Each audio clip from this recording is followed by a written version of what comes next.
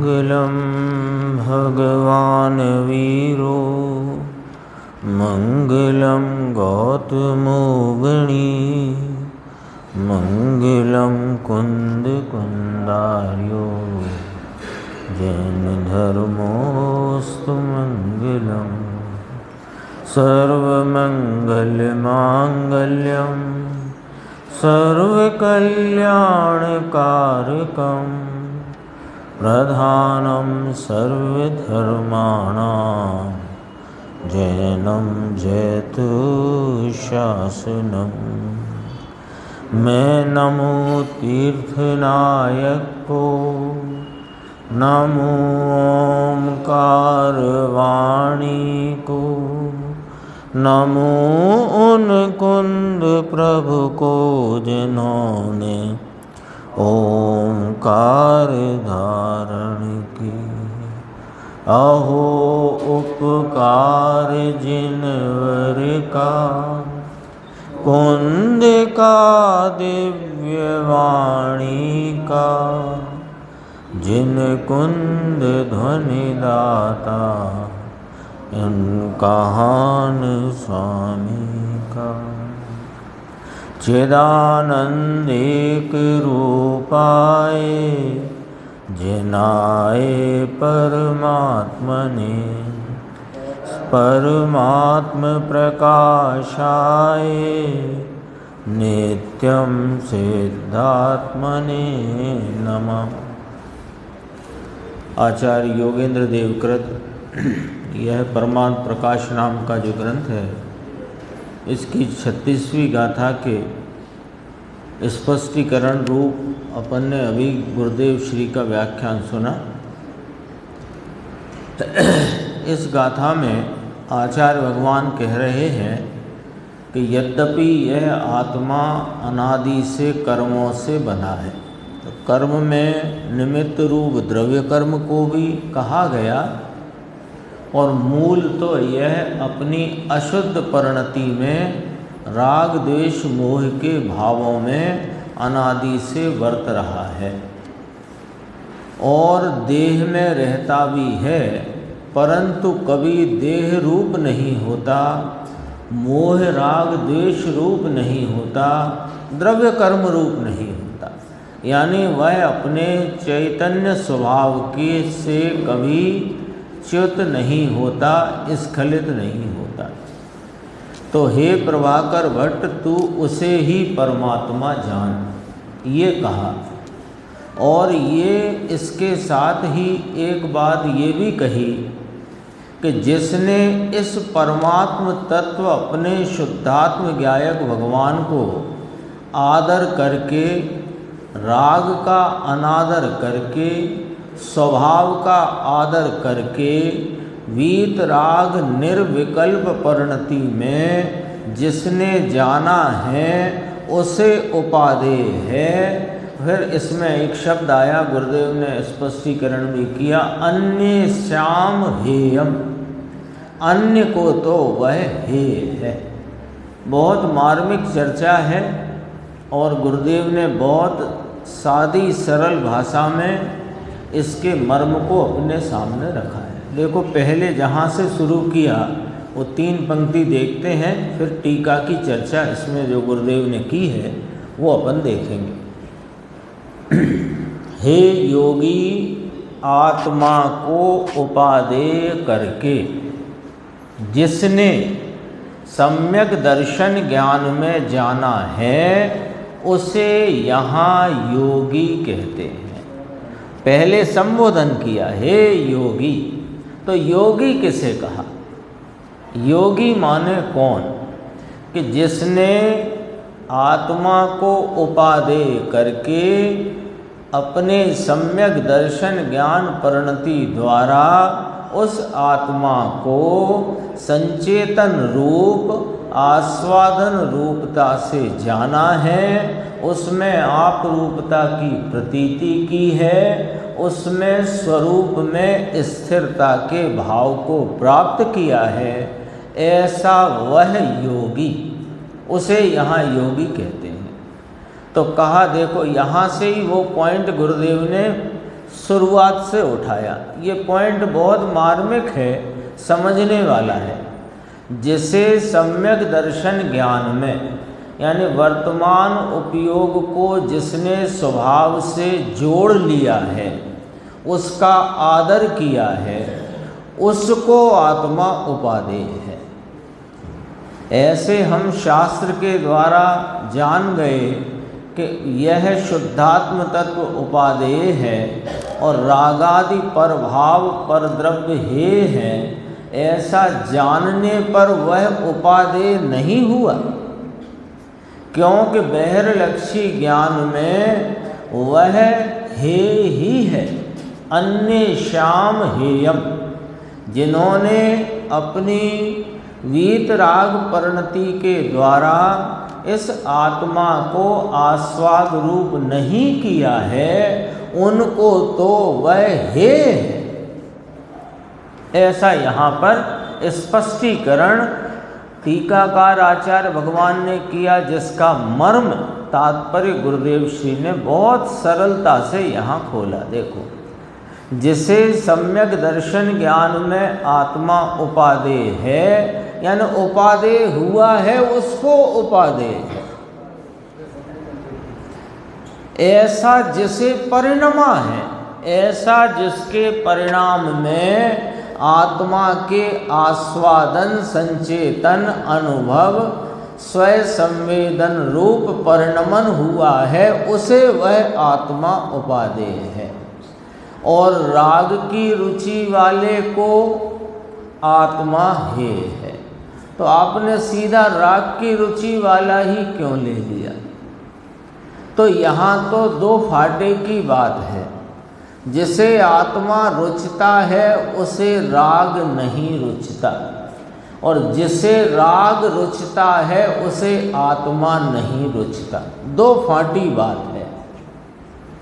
तो दो फाटी बात है, माने जगत में जो अभी साधक या बाधक जीव हैं वे दो ही प्रकार हुए। तो दो प्रकार में दो ही भाव हैं, एक राग की रुचि वाले और एक स्वभाव आत्मा के गायक भगवान की रुचि वाले। जो गायक स्वरूप की रुचि वाले हैं वे गायक का आदर करके उन्हें आत्मा उपादेय हुआ है, और जो राग की रुचि वाले हैं उनको आत्मा हे है। भले वो गाना कितना भी इस गायक भगवान का गाते रहें, यानी दिन भर चिंतवन में गायक गायक घोंटते रहें, लेकिन उस गायक के घोंटन वाले राग की रुचि है तो उसे आत्मा हे है। सब लिया है गुरुदेव ने, जिन लोगों ने सुना है उनके सामने आई चुकी है बात, फिर भी अपन देखते हैं। देखो, भावार्थ यहाँ से प्रारंभ किया। परमात्मा की भावना से विपरीत राग द्वेष मोह है। ये 35 गाथा की टीका में भी ये भाव आचार्य भगवान ब्रह्मदेव सूरी ने ले लिया था। उसको भी देखो अपन क्या शब्द थे, मैं पढ़ के बताता हूँ आपको। 35 गाथा में ये ले लिया था। वीतराग निर्विकल्प समाधिर्तानाम स एव उपादेयः। वीतराग निर्विकल्प समाधिर्तानाम, वीतराग निर्विकल्प समाधि द्वारा ही स एव उपादेय, उनको ही यह उपादेय है। फिर कहा तद विपरीतानाम हेय, उससे विपरीत वालों को वो हे है। इसी बात को यहाँ भावार्थ यानी इस 36 गाथा की टीका में प्रारंभ से ही इस बात को उठाया। देखो, परमात्मा की भावना से विपरीत जो राग देश मोह की वृत्ति है। संस्कृत टीका में अब यहाँ तो दूसरी बात समझाते हैं गुरुदेव, नयार्थ समझाते हैं इसका। देखो, संस्कृत टीका में इसको अशुद्ध नय शब्द लिया, कर्म अभिर अशुद्ध नयेन बद्धो अपि, और यहाँ इसको व्यवहार ने कहा। आया ना, देह से मैं रहा हुआ है, कर्मों से बंधा हुआ है, तो कर्मों में दोनों लेना। द्रव्य कर्म के संदर्भ में असद्भूत व्यवहार नहीं लगेगा, समझना। और भाव कर्म रूप जो मलिनता परिणति में है उससे ये बंधा हुआ है।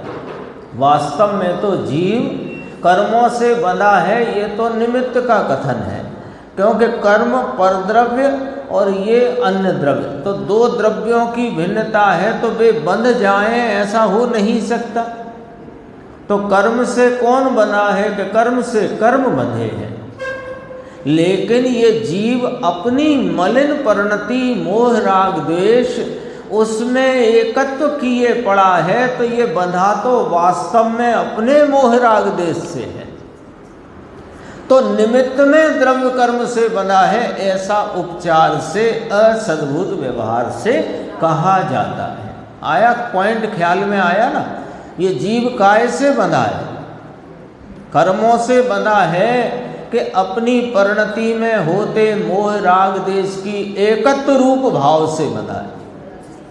निर्णय करना है, निर्णय करना है। देखो, निर्णय करना है तो निमित्तों की तरफ से व्यवहार की शैली में अनेक प्रकार के कथन परमार्थ को बताने के लिए आए हैं, आते हैं, लेकिन उसमें से निर्णय व्यवहार का नहीं करना। क्यों कि इस संबंध में यह 8वें नंबर की गाथा में समय सारथी परमागम में कहा, क्या कहा है कि नानुसर्तव्य, यह व्यवहार के वचन और व्यवहार अनुसरण करने के योग्य नहीं है। तो फिर काय के योग्य है कि इस व्यवहार से जो परमार्थ बताया जाता है उसको निर्णय में लेना, उसके निर्णय में लेकर उसमें जो उपादेय भाव है उसका अनुसरण करना। आ गई ना बात। तो ये वास्तव में बंधा काय से है। तो यहाँ शैली है टीकाकार आचार्य की, परमात्मा की भावना से विपरीत राग देश मोह। वे कैसे हैं राग देश मोह? इस शुद्धात्मा की, परमात्मा की भावना माने परिणमन। ये शुद्धात्मा का परिणमन तो पवित्र और निर्मल होता है, वीतराग होता है, समता रूप साम्य रूप होता है। उससे विपरीत हैं यह मोह राग देश, और इसमें जो एकत्व रूप भाव है उससे ये बंधा हुआ है। तो जो आगम शैली है वो इस मोह राग देश भाव को अशुद्ध निश्चय नय का विषय कहती है। और यहाँ पर इसको व्यवहार कहा गया है। क्यों करके कि यहाँ दो फाटी बात है, उपादेय क्या और हे क्या। तो निश्चय नय का विषय भूत यह शुद्धात्मा आदरणीय आश्रय के योग उपादेय है और बाकी सब हे है, तो वो व्यवहार में डाला। ये गुरुदेव ने यहाँ अपने सामने बात रखी। देखो टीका में अशुद्ध ने कहा, कर्म अभिर्शुद्ध नयेन अशुद्ध नयेन बद्धो अपि। यह तो अशुद्ध नय है, वो व्यवहार है। एक दिन अपन ने चर्चा की थी पंचाध्यायी में, इस प्रकार की चर्चा पंचाध्यायीकार ने ली है कि निश्चय नय के जो चार भेद करे, अशुद्ध निश्चय नय, एक देश शुद्ध निश्चय नय, साक्षात शुद्ध निश्चय नय और परम शुद्ध निश्चय नय, चार भेद करे ना। तो उनने कहा कि परम शुद्ध निश्चय नय ही निश्चय नय है, बाकी तीन तो व्यवहार नय है। क्यों व्यवहार है? कि जो अभी किसी अपेक्षा से निश्चय कहे जा रहे हैं, चाहे वे अशुद्ध निश्चय कहे जाएं, एक देश शुद्ध निश्चय कहे जाएं, अथवा साक्षात शुद्ध निश्चय कहे जाएं, वे किसी अपेक्षा व्यवहार हो जाते हैं। इसलिए वे व्यवहार ही हैं, निश्चय नहीं। उसमें तो शब्द बहुत कड़क लिया पंचाध्यायी में, है ना। बुद्धि के अपराध से यह भेद किए गए, ऐसा कड़क शब्द लिया। कैसे हो जाते हैं अशुद्ध निश्चय व्यवहार, कैसे हो जाता है कि रागादि भाव को जीव के ही परिणाम होने से अशुद्ध निश्चय ने में रखा, ठीक है ना। लेकिन स्वभाव की दृष्टि से यदि स्वभाव वीतरागी निश्चय है तो राग कौन है कि वो व्यवहार है। आया पॉइंट ख्याल में। तो एक देश शुद्ध निश्चय न तो सम्यक दर्शन ज्ञान चारित्र की निर्मल परिणति है ना, और साक्षात शुद्ध निश्चय न तो पूर्ण केवल ज्ञान अनंत चतुष्टय रूप भाव है ना। तो उसको तो निश्चय में रखे रहो कि ना इस त्रिकाली आश्रय भूत भगवान जो परम शुद्ध निश्चय न का विषय है उसके सामने वे भी व्यवहार हो जाते हैं, होते हैं। तो यहाँ पर जो कहा ये अशुद्ध नय वो व्यवहार है, यहाँ तो अशुद्ध नय की चर्चा है ना। ऐसा स्पष्ट किया कि भगवान आत्मा अशुद्ध नय से अर्थात विकारी परिणाम की रुचि वाला वह कर्म से बंधा हुआ है। लो, अपनी परिणति में होते मोह राग देश के एकत्व रूप लाभ रूप रुचि रूप भाव में बंधा हुआ जीव कर्म से बंधा है और शरीर में है, ऐसा व्यवहार से कहा जाता है। समझ में आया। जिसे आत्म अशुद्धपना जो है, आत्म अशुद्धपना किसे कहेंगे? मोह राग देश यानी पुण्य पाप तथा मिथ्या भ्रांति। ऐसे में जो है उसकी रुचि वाले को कर्म से बना हुआ शरीर में है, ऐसा अशुद्ध नय से कहा जाता है। इसी ये ही वास्तव में असद्भुत व्यवहार है। ये पॉइंट यहाँ पर क्लियर किया। आगे देखो 405 पेज। किसी काल में भी यह जीव जड़ तो न हुआ, यद्यपि कि यह जीव अशुद्ध नय से अथवा व्यवहार नय से असद्भुत व्यवहार नय से देह से और कर्मों से बंधा हुआ है, तो भी यह जीव उनसे जुदा ही है और किसी काल में भी यह जीव जड़ तो ना हुआ। छठवीं गाथा समय सार जी में यहाँ तक कहा कि यह आत्मा कभी शुभाशुभ भाव रूप भी न हुआ। देखो ये जिनवाणी में द्रव्य कर्म की बात अथवा 9 कर्म रूप शरीर आदि की बात, ये तो हमको बाहर से कथन करके बताने के लिए है। मूल गड़बड़ी तो परिणति में जो पुण्य पाप शुभ अशुभ भाव और उनमें सावधानी और आपरूपता की भ्रांति का जो मोह है, उसमें एकत्व रूप भाव है, वह अपराध है। और ये निर्दोष परमात्मा है, इसकी दृष्टि करने से परिणति में निर्दोष और वीतराग भाव उत्पन्न होता है ना। तो मूल बात तो इधर है। परिणति में होते राग देश मोह और अपना स्वरूप से विद्यमान विराजमान वीतराग परमात्मा, इनके बीच की बात है। इनकी बात को समझाने कभी देह की तरफ से समझाते हैं, कभी द्रव्य कर्म की तरफ से समझाते हैं। वे सब निमित्त रूप भाव हैं। नैमित्तिक गड़बड़ी भी इसकी पर्याय में और नैमित्तिक सुधार होएगा तो इसकी पर्याय में। गड़बड़ी अपने ही भावों में, अपने ही विकारी भावों में एकत्व की गड़बड़ी है और अपने स्वभाव में एकत्व करे तो दोष का अभाव हो जाता है। ये आत्मा कभी शुभाशुभ भाव रूप न हुआ। बोलो साहब।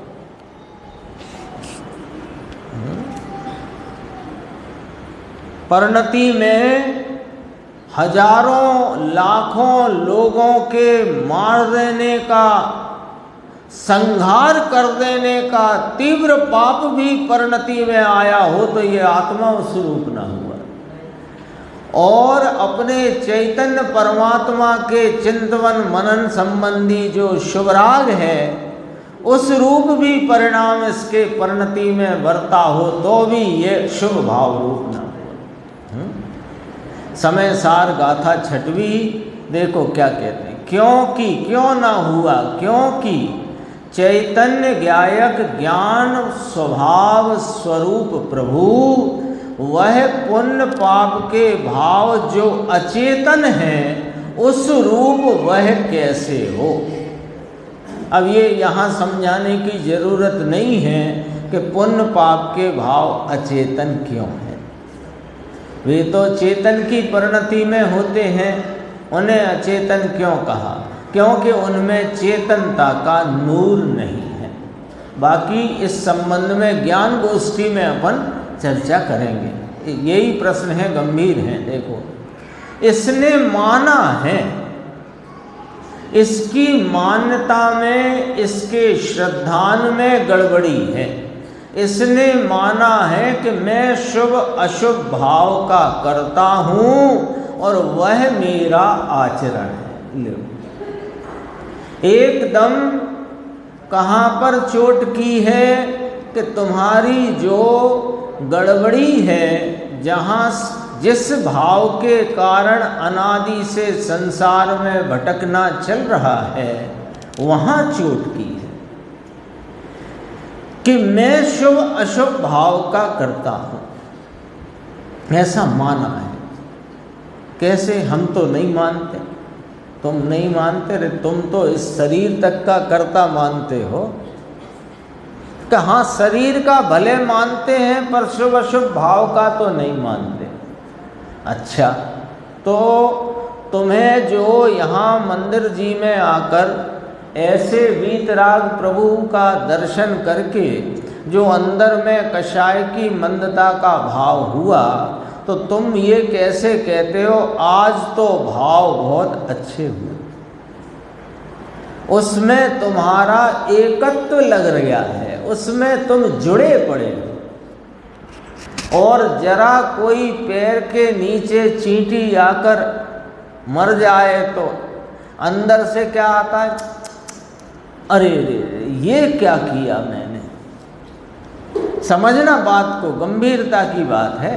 ये नहीं कह रहे कि पैर से चींटी कुचलो और यहाँ आकर कषाय तीव्र करो, ये थोड़ी कह रहे हैं। वो तो होती ही है, वो तो होती ही है। पैर के नीचे चींटी दब जाए तो कभी बचाने का भाव होए तो कषाय मंद होती है और वो दब भी जाए, और कभी बिना देखे प्रमाद में असावधानी से चलना हो कि मरे के जिए हमें क्या करना, तो वो तीव्र कषाय है। लेकिन वो कषाय कषाय ने उत्पन्न करी है, तुमने नहीं। ये शुभ भाव मंद कषाय का किसने उपजाया है? कषाय ने। और तीव्र कषाय किसने उपजाई है? कि कषाय ने। लेकिन हमने अनादि से माना कि मैं शुभ अशुभ भाव का करता हूँ और ये मेरा आचरण है, इसलिए मुझे अशुभ से हटना है, शुभ में वर्तना है। ये बताओ क्या है? कर्तापना नहीं तो क्या है? बात को गंभीरता से सोचना पड़ेगी, है? पद्धतियाँ जो चलती आई हैं वो पद्धतियों में रहने दो, लेकिन जो वास्तविकता है उससे उस बात से मुंह मत मोड़ो, उसको बराबर यथावत समझो। पद्धति तो यही है कि घर में हम सुबह से पानी छानेंगे, ये करेंगे, वो करेंगे, सावधानी रखेंगे, रसोई में भी बहुत सावधानी से, तो वो पद्धति में रहने दो जो है पद्धति। लेकिन उससे धर्म होता है, ये बात तो मानना बंद करो भाई। और धर्म का कारणभूत यह धर्मी विराजमान है, इसका स्वरूप समझो ना। परमानंद प्रकाश में हर गाथा में एक इस परमात्मा को ही समझाया गया। ऐसा माना है तथापि वस्तु स्वरूप जो है वह शुभ अशुभ भाव रूप हुआ नहीं, तो फिर शरीर और कर्म के संबंध रूप हो, ये तो बात दूर की हो गई। तो उसे हे प्रभाकर भट्ट परमात्मा जानो। कौन कौन है यहाँ प्रभाकर भट्ट? अपन सब प्रभाकर भट्ट हैं। अपने को ही संबोधन है आचार्य परमात्मा का। यह जानने का अर्थ क्या? ये हर गाथा में आता है और याद कराया जाता है, यानी स्मरण में लाया जाता है। जानने का अर्थ क्या? कि राग और शरीर और कर्म के लक्ष्य से छूटकर जो परमात्म स्वरूप शरीर और कर्म रूप कभी हुआ नहीं, उसे स्वयं संवेदन ज्ञान से जानो। इसका नाम है जानना। शास्त्र से जानना, उपदेश से जानना, धारणा में जानना, इसे जानना नहीं कहते। और देखो जरा बात ये आई, यह आत्मा सदैव वीतराग निर्विकल्प समाधि में लीन साधुओं को, यहाँ साधुओं का अर्थ साधक है, साधुओं को तो उपादेय है, फिर ब्रैकेट में लिखा प्रिय है। प्रिय का अर्थ उपादेय। क्या कहा है? ऐसा जो भगवान आत्मा सम्यक दृष्टि को अर्थात के वीतराग निर्विकल्प शांति में लीन, ऐसे संतों को, साधकों को तो वह आत्मा ऐसी दशा में उपादेय है। उपादेय किया सो उपादेय है। एक है परिणति रूपता में उपादेय, एक है दृष्टि में उपादेय। तो परिणति में जिसने उपादेय किया उसे दृष्टि में उपादेय वर्तता है, और जब अपनी स्वरूप के उपयोग में वर्तता है तब उसको वह उपादेय माने उसकी परिणति में उसके आनंद शांति का भाव वर्तता है, प्रवर्तता है। फिर कहा ना मूढ़ों को नहीं, वहाँ कहा किसको उपादेय है? कि वीतराग निर्विकल्प शांति में लीन ऐसे साधक योगियों को, संतों को उपादेय है, मूढ़ों को नहीं। ऐसा कहा। पाठ में तो ये लिया अन्य शाम हेय, जो पुण्य और पाप के प्रेम में पड़े हैं उन्हें ऐसा आत्मा हेय है। भाई टीका ऐसी है, फिर उसे साधारण भाषा में मूढ़ कह दिया। जिसे पुण्य पाप में प्रेम है वो मूढ़ है, ऐसा कहा। नीचे लिया ना अन्य शाम है, जिसे पुण्य परिणाम के भाव में प्रेम है, जिसे कर्म के संबंध की रुचि है। देखो दो बातें ली, जिसे शरीर के प्रति मोह है, तीन आ गई। पहले भाव कर्म की बात करी, फिर द्रव्य कर्म की करी, फिर शरीर की करी, है ना। देखो अब इसको समझना क्या कहते हैं। पुण्य परिणाम के भाव में प्रेम है, जिसे लगता है कि पुण्य परिणाम से मुझे लाभ है, ये पुण्य परिणाम में इसे प्रेम है। एक, जैसे कर्म के संबंध की रुचि है, अपने तो भैया पुण्य का बंध होए, पाप न बंधे पुण्य बंधे। आओ भैया आओ, ऐसे आओ, ये करो ये करो ये करो, बहुत पुण्य अर्जन होगा। आता है ना, आजकल तो सब तरह के व्यापार चल रहे हैं। आइए पुण्य अर्जन होगा, तो तुझे यदि पुण्य अर्जन माने यहाँ पुण्य द्रव्य कर्म अर्जन तो वो होता है ना, ये तो परिणित होता है। जैसे शुभ भाव कहा वो तो परिणमित होता है, अर्जित तो वो होता है ना निमित्त में, ऐसी बात कहेंगे। जैसे कर्म के संबंध की रुचि है, पुण्य अर्जक, अरे वाह प्रसन्न हो गए, पुण्य कमाया मैंने, इसकी रुचि। जैसे शरीर के प्रति मोह है, शरीर के प्रति मोह का भी दो प्रकार समझना। वर्तमान में जो शरीर संयोग है इसकी देखभाल की के तरफ सावधानी, ये शरीर के प्रति मोह एक। दूसरा, आगे शरीर निरोग मिले या कि वह विक्रिया वाला मिले देवादिक का, ये भी शरीर के प्रति मोह। देवगति क्यों चाहिए? अरे वहाँ वैक्रियक शरीर होता है जिसमें ये सब गंदगी फंदगी से दूर रहता है। लो ये बात कहाँ से आई। एक प्रश्न उत्तर है, बहुत संक्षिप्त है, गंभीर है। मुमुक्षु ने पूछा, आत्मा की जैसे खबर ही नहीं, वह कहाँ से पुण्य पाप को हे करे। ये अब आत्मा ही नहीं जानता, वो क्या पुण्य पाप को हे करेगा। तो देखो जवाब देखना, उसे ख्याल नहीं है ना कि ये पुण्य पाप रूप भाव हे है और आत्मा उपादेय है, इसलिए उसे आत्मा हे है। यही कहा कि उसे ख्याल नहीं, इसलिए उसे हे है। अन्य शाम हेय। आत्मा किसको उपादेय है? जिसने अपने वीतराग भाव में स्वरूप संवेदन से इस आत्मा को जाना है, उसे उपादेय है। अन्य शाम हेय। अन्य शाम के 3 प्रकार की बात आ गई। इसे पुण्य परिणाम का प्रेम है, उसे आत्मा हेय है। जैसे कर्म के संबंध की पुण्यार्जन की रुचि है, उसे आत्मा हेय है। जैसे इस शरीर के प्रति सावधानी है अथवा आगे के भव में अच्छा शरीर मिले, ऐसी जिसको अंदर में चाह है, उसको शरीर के प्रति मोह है, उसको आत्मा हेय है। आ गई बात ख्याल में? और देखो बात बहुत आई है आज। सम्यक्त सन्मुख मिथ्या दृष्टि को आत्मा हेय है कि उपादेय है। अभी क्या होगा का तात्पर्य, विषय क्या चल रहा है, किसको उपादेय है आत्मा और किसको हेय है आत्मा। तो पूछा, देखो भाई साहब ये आया प्रश्न यहाँ पर, सम्यक्त सन्मुख मिथ्या दृष्टि को अभी क्या मानना, उसे आत्मा हेय है कि उपादेय है। प्रश्न समझना भैया। हाँ, ये क्या होता है, मोक्ष मार्ग प्रकाशक हम पढ़ते हैं, उसमें 7वां अधिकार जब प्रारंभ होता है तो जो जैन हैं और जैनाज्ञा को मानते हैं किंतु उनके अभी मिथ्यात्व वर्तता है, उसके 4 प्रकार पंडित जी ने वहाँ पर वर्णन में लिए। व्यवहारावासी मिथ्या दृष्टि, निश्चयावासी मिथ्या दृष्टि, उभयावासी मिथ्या दृष्टि और सम्यक्त सन्मुख मिथ्या दृष्टि, 4 प्रकार लिए। अब देखो बड़े कमाल की बात, इस जीव की बुद्धि पे तरस आ जाए ऐसी बात है। बुरा ना मानना भैया कोई भी, है ना, बात क्या है वो समझना।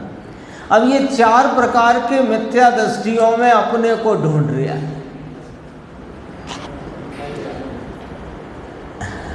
और अपने को ढूंढकर मिथ्या तो दूर नहीं कर रहा, ढूंढे मिलेगा तो वहीं, समझना पॉइंट को। ढूंढ रहा है सो कोई गलती नहीं है, क्योंकि अपनी गलती ढूंढे तो वहीं ढूंढेगा, तो उन 4 में ही मिलेगी गलती। अभी जब तक सम्यक्त की प्राप्ति नहीं हुई तो उन 4 में ही मिलेगी ना गलती, कहाँ मिलेगी। लेकिन 4 में वह क्या ढूंढ रहा है कि मैं इन 3 में ना आऊं, 4थे में रहूं तो सही है। सम्यक्त सन्मुख मिथ्या दृष्टि ठीक है, अरे ठीक कुछ भी नहीं है। 4 में कौन कहाँ लटक रहा है ये वाली बात बताई है, तो वहां से हटो और चैतन्य भगवान के आश्रय में आओ। बात तो ये कहना है पंडित जी को, ये वहां ढूंढता। मेरे पास फोन आया एक ऐसा, इसलिए मैं इतनी बात कर रहा हूं। फोन आया ऐसा एक राजस्थान से, हैं? हाँ, अब वो कहे कि साहब सम्यक सन्मुख मिथ्या दृष्टि तो मानूं मैं अपने को। तो मैंने कहा तू मिथ्या दृष्टि क्यों मान रहा है अपने? जो मिथ्यात्व का भाव तेरे को ख्याल में यदि आ गया है तो छोड़ दे। पॉइंट आया पकड़ में। जब 4 प्रकार के विवरण पंडित जी ने दिए और उसमें तेरे ख्याल में आ गया कि ये वाला गड़बड़ी मेरी है, तो फिर अब गड़बड़ी क्यों है? आई बात समझ में? जब पता लग गया कि यहाँ पर गड़बड़ है, मिथ्या तो इस प्रकार का चल रहा है, तो जब पता लग गया तो वो फिर क्यों चल रहा है, फिर क्यों हूं मैं, फिर इसमें पड़े पड़े क्यों मजे ले रहे हो कि मैं सम्यक सन्मुख मिथ्या दृष्टि। यदि सम्यक सन्मुख मिथ्या दृष्टि के कैटेगरी में, पैरामीटर में आप आपको देख रहे हो तो वो छोड़ दो, भूल है बहुत को, बात गंभीर है बहुत। अब देखो गुरुदेव श्री क्या फरमाते हैं, सम्यक सन्मुख मिथ्या दृष्टि को अभी आत्मा है अथवा की उपाधि। शांति से समझना, बहुत गंभीर है। अरे उसे भी तब तक अभी आदर नहीं है तो आत्मा उसको है। सन्मुख है परंतु अभी वहाँ परिणति निर्मल हो तब उसने आदर किया, उपादेय किया, ये कहलाता है। ऐसी बात है भाई। वीतराग मार्ग जगत से अलग प्रकार का है।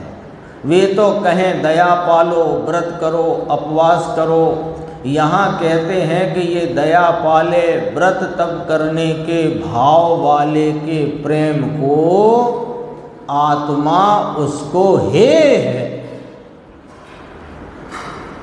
देखो भैया, धीरज से सुनना पड़ेगी बात और शौर्य से सुनना पड़ेगी बात, और धीरज से और शौर्य से ही मार्ग में प्रवर्तन किया जाता है। मार्ग की प्राप्ति भी धीरज से है और शूरवीरता से है।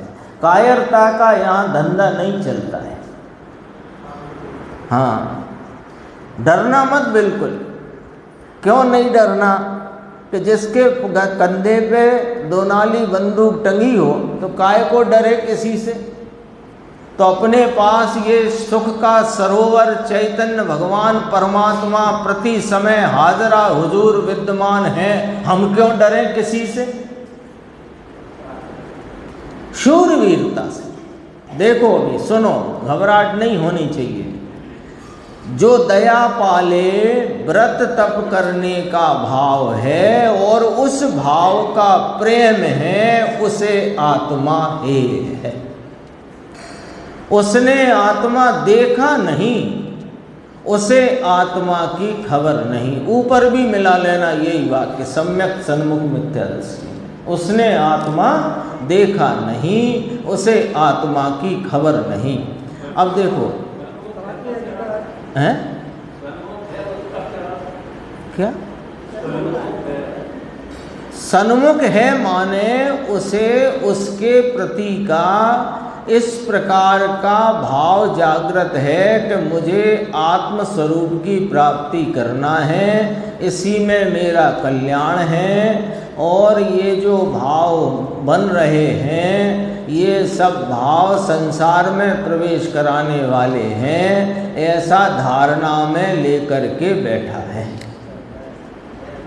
धारणा में जितने भी शुभ अशुभ भाव हैं उसमें पढ़ना, मोक्ष मार्ग प्रकाशक में दिया है। संक्षेप में हम बताए रहे, अपन चर्चा कर सकते हैं कि जो यह वीतरागी त्रैकालिक ध्रुव स्वरूप आत्मा ही मुझे आश्रयभूत है और बाकी सब शुभ अशुभ पुण्य पाप के भाव वे संसार में प्रवेश कराने वाले हैं, ऐसा धारणा में तो लिया है। लेकिन अभी अंदर वासना में से वह रागादि भावों का प्रेम नहीं छूटा है।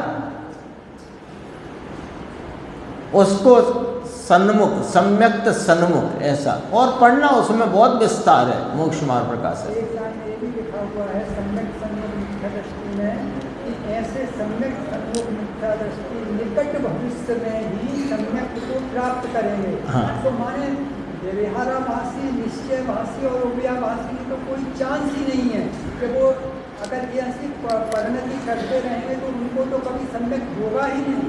पर सम्यक सन्मुख मिथ्या दृष्टि को तो क्योंकि वो होगा आगे भी चर्चा जब पंडित जी ने उसमें मोक्ष मार्ग प्रकाशक में कही तो आगे ये भी कहा कि होगा, जरूर ही होगा ये कोई जरूरी नहीं है ना। वो ऐसा होगा क्योंकि जिसने यह धारणा में या विकल्पात्मक निर्णय में आत्मा की उपादेयता को, रागादि भावों की हेयता को धारणात्मक विकल्पात्मक ज्ञान में लिया है, तो उसकी होनहार इस प्रकार की दिखाई देती है कि वह रागादि भावों को हेय करके उसका अनादर करके स्वरूप के आदर में प्रवर्तित हो जाएगा, है ना, लेकिन हुआ नहीं है। ठीक है, हाँ। अब क्या है कि हो ही जाएगा नहीं, क्यों कि जो धारणा ज्ञान में ही रुका रह गया, अथवा धारणा ज्ञान में जो उस संबंधी धारणा में और विकल्पात्मक ज्ञान की वृत्ति में उठते हुए जो शुभ कषाय या शुभ राग रूप मंद कषाय के विकल्प हैं, उसके प्रेम में फंस गया तो वो उसको नहीं मिलने वाला है। राग से प्रेम करे तो मौत है, लो कोई सा राग हो। शुद्धात्मा के राग से भी प्रेम मौत है। राग का प्रेम नहीं चलेगा।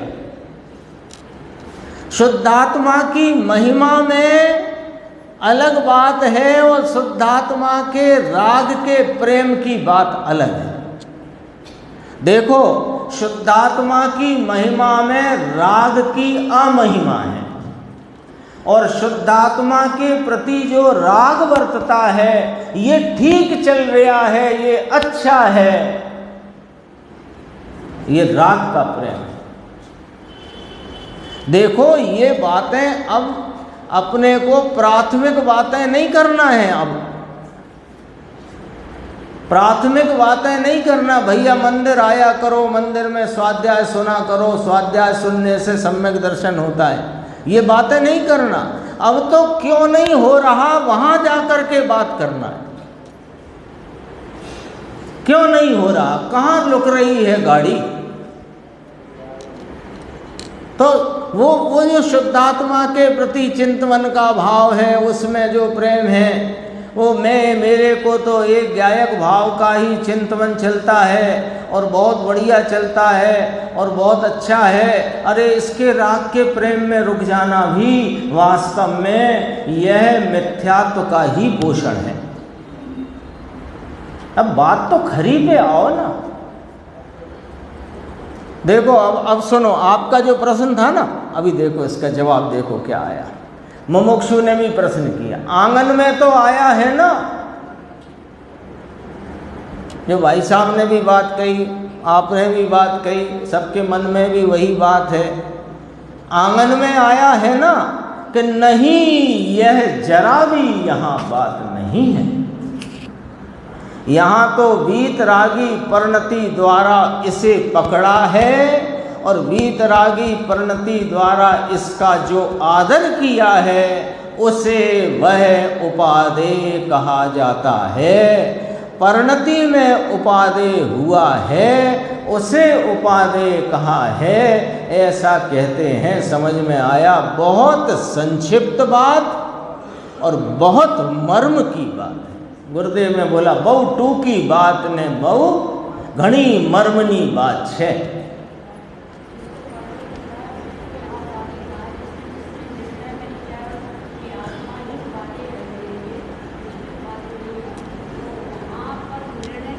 निर्णय की भूमिका में लेने पर भी बहिर्लक्षी भाव है, वहाँ उसको आत्मा उपादेय हुआ नहीं है, इसलिए हे ही वर्त रहा है।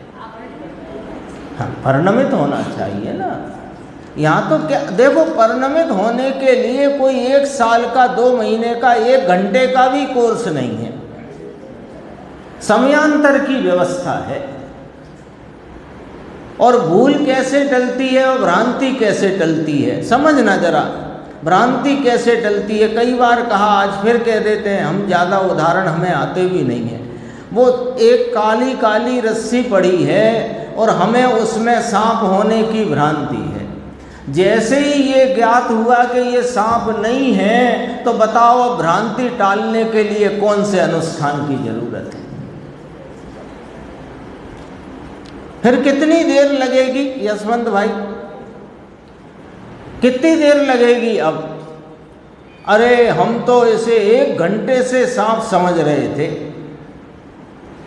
तो तुम 1 घंटे से सांप समझ रहे थे, तो ये सांप नहीं रस्सी है, इसका निर्णय होकर के जान लेने के लिए तुम्हें कितने घंटे चाहिए?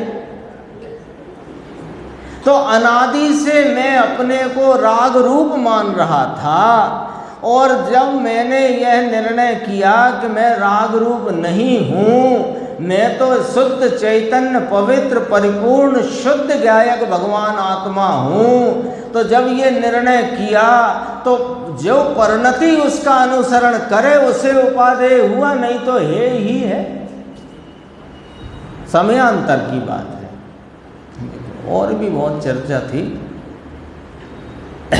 1-2 लाइन और हैं, फिर चलते हैं अपन ज्ञान गोष्ठी में। जैसे पर पदार्थ के प्रति के प्रेम में देखो बात आती है गुरुदेव श्री की, वह योगेंद्र देव की बात है, टीकाकार ब्रह्मदेव सूरी की बात है, सर्वज्ञ भगवान की बात है, और हमारे हित की बात है। जिसे पर पदार्थ के प्रति के प्रेम में, आप कह रहे थे ना भाई साहब प्रेम, तो अब जरा प्रेम की भी बातें सुन लो। जैसे पर पदार्थ के प्रति के प्रेम में चाहे तो देव गुरु शास्त्र का प्रेम हो, शास्त्र का प्रेम हो, उसके प्रेम में जो रुका है उसे यह प्रभु है। उसने आत्मा का आदर नहीं किया तो उसने आत्मा को क्या माना है? देखो उसके विकल्पात्मक ज्ञान में तो ये है कि आत्मा ही एक आश्रयभूत है, लेकिन ज्ञानी जीव की देशना से मिलेगा, शास्त्र में से मिलेगा, उपदेश में से मिलेगा, चिंतन से मिलेगा। ऐसी जिसने भ्रांति को अभी सहेज कर रखा है, उसने आत्मा को आदर नहीं किया, अपितु आत्मा को छोड़ने योग्य माना है। काल लब्धि तो उस समय जब यह आत्मा वीतराग भाव से परिणत हो, उस काल को काल लब्धि कहा जाता है। काल लब्धि नाम की कोई वस्तु नहीं होती। पंडित टोडरमल जी साहब ने कहा है, लब्धि कोई वस्तु नहीं। आया है काल लब्धि है ना। काल लब्धि क्या है? जो अपना इष्ट कार्य जिस काल में हुआ उस काल को काल लब्धि कहते हैं। उस समय जिस कर्म का उपशम आदि भाव हुआ उसे निमित्त कहते हैं। वो भाव अनादि से नहीं पता था, और पता चलकर जब आलम्बन स्वरूप का लिया तो उस उपदेश को देशना कहते हैं। और जब तक आलम्बन नहीं लिया तो इसी उपदेश को देशना लब्धि नहीं कहते। बोलो, इसी सच्चे उपदेश को देशना लब्धि नहीं कहते। कब तक नहीं कहते? कि जब तक इस उपदेश में आए हुए तत्व को इसने आलम्बन में नहीं लिया, उसके आश्रय में नहीं आया, तो इसे देशना नहीं कहते। अनेक बार यह जीव समव शरण ने साक्षात केवली की वाणी सुनी, ऐसा कहा। सुनी माने वहां गया। फिर आचार्य कुंद कुंद देव ने कहा कि इसने काम भोग बंधन की कथा ही सुनी है, एकत्व व्यक्त आत्मा की बात सुनी ही नहीं है। अब नक्की कर लो क्या हुआ। समो शरण में गया, कान में पड़ी, पर सुनी क्यों नहीं? कि अनसुनी करी तो सुनी नहीं। तो देशना लब्धि हुई नहीं। बहुत गंभीर है मार्ग ये। जहाँ तक गुरुदेव श्री ने कितना स्पष्टीकरण अपने सामने रख दिया है, फिर भी हमको राग की रुचि कोई नई नहीं हुई है, ये अनादि से चली आई है। और अनादि की रुचि जो है ना, उसे तोड़ने के लिए इस चैतन्य भगवान के प्रति का बल बहुत चाहिए। इसकी महिमा के लिए बहुत बल चाहिए। क्यों? क्योंकि वो रुचि बहुत पुरानी है और उस पर मोह राजा बहुत बलशाली, बलपूर्वक हमें इस राग की रुचि में ही दबाए हुए है। मोह माने हमारी ही परिणति में पर की सावधानी रूप भ्रांति का भाव। तो शब्द वहाँ से याद आ गया मुझे, वो बिलाला जी का नाटक था ना एक, मुक्ति का संघर्ष, उसमें से वो शब्द अचानक याद आ गया। 543 कर्ता कर्म अधिकार में विकार को पुद्गल के साथ व्यापक कहा है। आप कह रहे थे, अभी पीछे प्रश्न आया था ना, राग ये जीव के अपराध से होता है, इसलिए जीव राग का करता है। जीव स्वभाव में विकार करने का कोई गुण नहीं, इसलिए भेद ज्ञान के प्रयोजन से द्रव्य दृष्टि कराने के लिए राग का कर्ता कर्म है, कर्म व्यापक होकर राग को करता है। तीसरा प्रमाण की बात आई थी, अपन ने देखा था निमित्त नैमित्तिक में निमित्त और नैमित्तिक दोनों को एक साथ जाना जाए तो जीव और कर्म दोनों इकट्ठे मिलकर राग को करते हैं, ऐसा कहने में आता है। अब प्रश्न आया कि कर्ता कर्म अधिकार समय सारजी परमागम में विकार को पुद्गल के साथ व्यापक कहा है। 75 गाथा अपन ने याद भी की थी। उत्तर बहुत संक्षिप्त है। स्वभाव दृष्टि से देखो तो विकार का कारण स्वभाव है ही नहीं। विकार जो परिणति में है वो स्वभाव के कारण से नहीं। ऐसा कैसे कहा कि सुनो, स्वभाव को यदि वर्तमान उपयोग विषय करे तो विकार उत्पन्न होता नहीं। उपयोग जब स्वभाव को छोड़कर बाह्य में विषय करता है, बाह्य विषयों में जब वह उपयोग लगता है, तब राग की उत्पत्ति होती है। ठीक है ना? तो बाह्य विषयों को यदि एक शब्द में कहना हो तो कर्म कह देते हैं। क्यों? कि ये जितने भी विषय संयोग में दिख रहे हैं, ये कर्म के निमित्त से उपस्थित हुए संयोग हैं, शरीर आदि से लेके सब।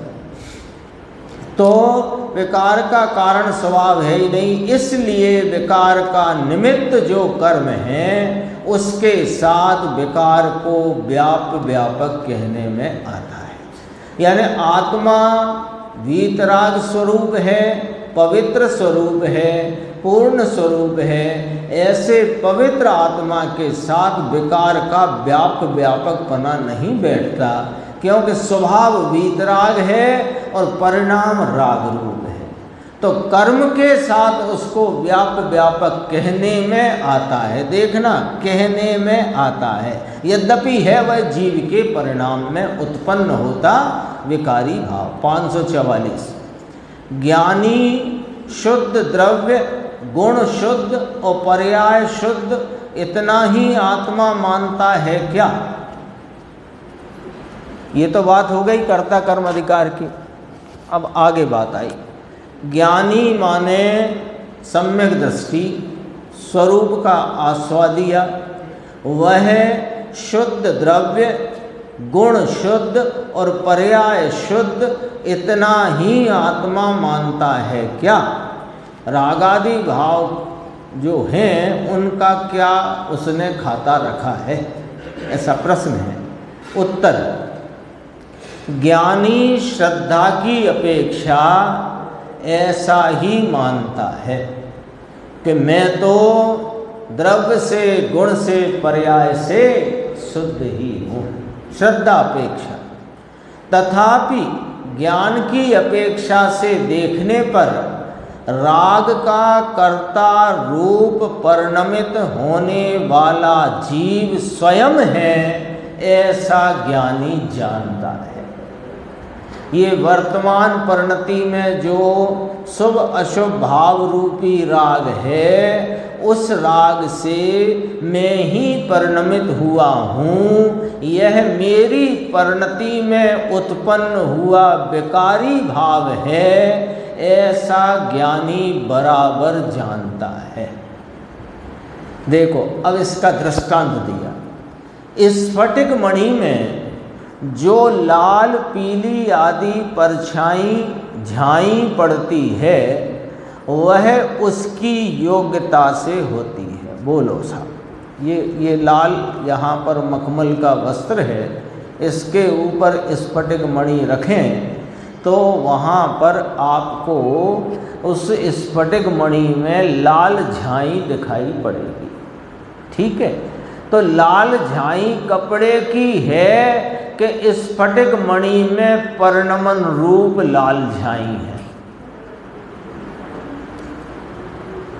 वो लाल झाई कपड़े ने उत्पन्न करी है कि स्फटिक मणि के परिणमन रूप है वह लाल झाई। बताओ साहब, ये बहुत गंभीर दृष्टांत है। इस पर से बहुत स्पष्टीकरण बहुत अच्छे से हो जाता है। बताओ, स्फटिक मणि इस लाल कपड़े पर रखी है और स्फटिक मणि तो स्वभाव से स्वच्छ है। वह स्फटिक मणि में जो लाल झाई दिख रही है, वो कपड़े ने उत्पन्न करी है कि लाल झाई रूप परिणमन स्फटिक मणि का है, स्फटिक मणि का। ठीक है, अभी बस इसमें ही सारा रहस्य खुल जाएगा, इतनी बात स्वीकार करने में। स्फटिक मणि में जो लाल पीली आदि झाई पड़ती है, वह उसकी योग्यता से होती है। स्फटिक मणि के उस समय परिणाम रूप योग्यता से वह लाल या पीली या जो भी है, वो झाई रूप परिणमन स्फटिक मणि का है। आगे बढ़ती है बात। तो भी वह परिणमन स्फटिक मणि का है, तो भी स्फटिक मणि के मूल स्वभाव से देखें तो ये रंग उपाधि रूप है। कौन सा रंग? कपड़े का गिनना ना, वो जो स्फटिक मणि में लाल झाई रूप रंग का परिणमन है, वो आया, ख्याल में आया? स्फटिक मणि का ही दृष्टांत है, तो उसी पे है, अपन दूसरा नहीं निकालना चाहते नया। देखो, तो ये रंग एक तरफ तो वह रंग रूप से स्फटिक मणि का ही परिणमन है, एक बात ये नक्की हुई। और यदि स्फटिक मणि के स्वच्छता से भरपूर जो उसका मूल स्वभाव है, उससे देखने पर स्फटिक मणि स्वभाव से तो स्वच्छ ही है। ये जो लाल परिणमन रूप झाई है, ये उपाधि भाव है, उस स्फटिक का मूल भाव नहीं है। आ गई बात ख्याल में? मूल स्वभाव नहीं है। उसी प्रकार जीव में पर्याय दृष्टि से देखो तो विकार उसके पर्याय की योग्यता रूप धर्म है। वो विकार कषाय की तीव्रता, मंदता का, राग का, द्वेष का, शुभ अथवा अशुभ जो कोई भाव है, वह विकार विभाव जीव की पर्याय की योग्यता रूप धर्म है, भाव है। परंतु द्रव्यार्थिक नय से देखें तो, यानी पर्यार्थिक चक्षु को बंद करके देखें तो पर्याय में होते विकार आदि भाव को गौण करके देखें तो फिर क्या देखना है कि उसका जो मूल स्वभाव है इस चैतन्य जीव आत्मा का, तो विकार उसका मूल स्वभाव नहीं, मूल स्वभाव तो वीतरागी निर्विकारी तत्व है, वह इसका मूल स्वभाव है। शेष चर्चा आगे की आगे करें।